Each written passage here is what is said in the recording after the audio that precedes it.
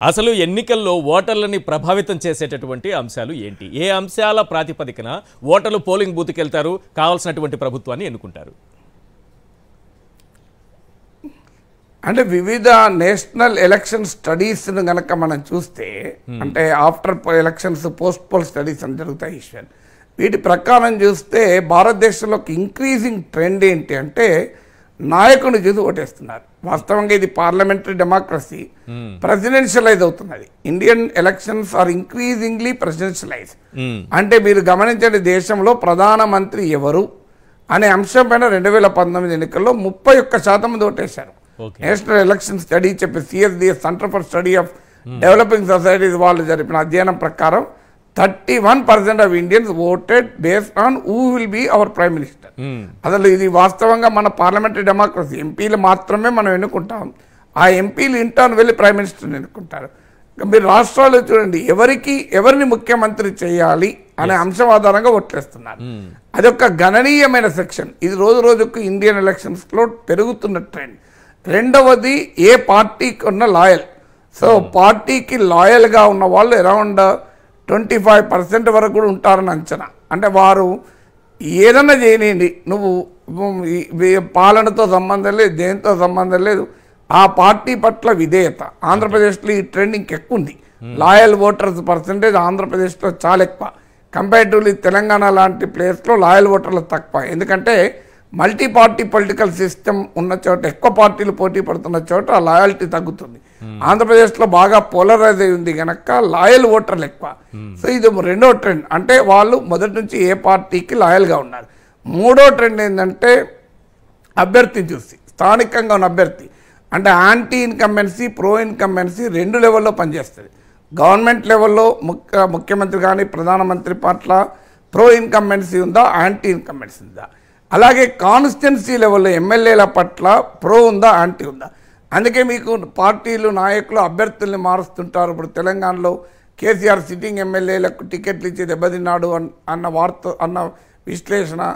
జగన్మోహన్ రెడ్డి చాలా తెలివిగా సిట్టింగ్ ఎమ్మెల్యేల పట్ల వ్యతిరేకత సర్వేలో వ్యక్తమైతే వాళ్ళందరినీ రిప్లేస్ చేసే పని చేశాడు. ఇవన్నీ ఎందుకు వస్తున్నాయి అనాలిసిస్లు అంటే రాష్ట్ర స్థాయి ప్రో అండ్ యాంటీ ఇన్కంబెన్సీ కాకుండా constituency level pro and anti incumbency కూడా ప్లే చేస్తుంది. అలాగే ప్రభుత్వము, ఒకప్పుడు ప్రభుత్వం పని చేసిన పని చేయకపోతే సంబంధం లేదు, 5 ఏళ్ళకి ఒకసారి ప్రభుత్వాన్ని మార్చేవాళ్ళు. కేరళ లాంటి స్టేట్లో అది ఎక్కువ ఉండే. ఇప్పుడు ఆ ట్రెండ్ కూడా మారింది.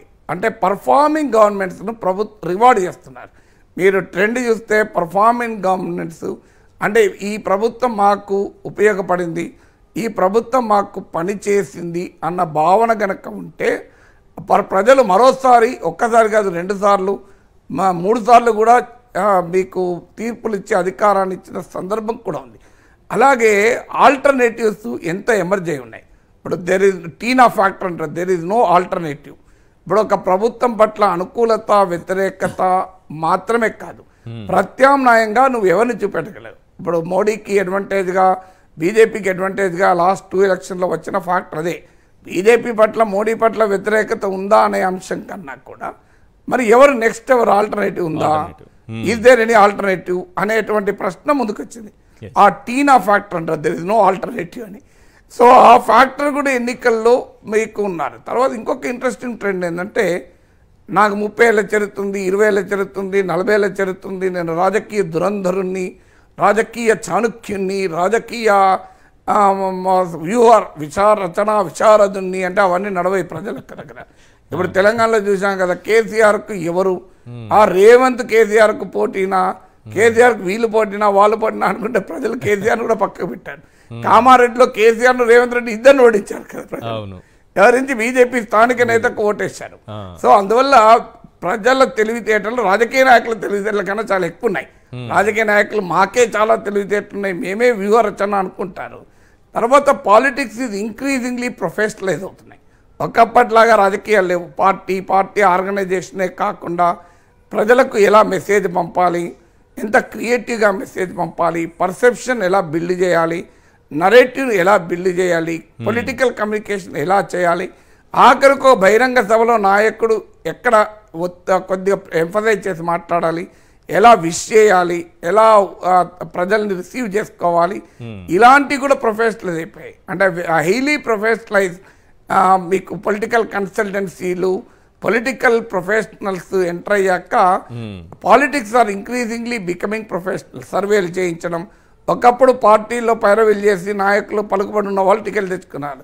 ఇప్పుడు ఎంత పలుకుబడి ఉన్నని నీకు సొంత కుటుంబ సభ్యులు కానీ ఇంకో సర్వేల్లో నీకు అనుకూలంగా లేదు, నువ్వు పక్కకు పో అని చెప్పి వెళ్ళిపోతున్నారు. సో ఈవెన్ మంత్రులకు కూడా టికెట్లు నిరాకరిస్తున్నారు. పెద్ద పెద్ద నాయకులు 100 కోట్లు ఉన్నాయి, మేము ఎన్నికలు గెలుస్తాం, అంతా మాకు అనవసరం, సర్వేలో నువ్వు గెలుస్తామని వచ్చిందా లేదా, అది ఒక సర్వే కాదు 3-4 సర్వేలు చేసి సర్వేలో అనుకూలంగా ఉంటేనే టికెట్ ఇస్తాం. అంత మేము ఏమీలు, మేము తురుంకాన్లు, మాకు చరిత్ర ఉంది, మా తండ్రి మా తాత కాలం నుంచి కాన్స్టిట్యున్సీకి మేమే జమీందారంటే నడవదు. సో ఆ రకంగా పాలిటిక్స్ ప్రొఫెషనలైజ్ అయ్యి కూడా అయ్యాయి.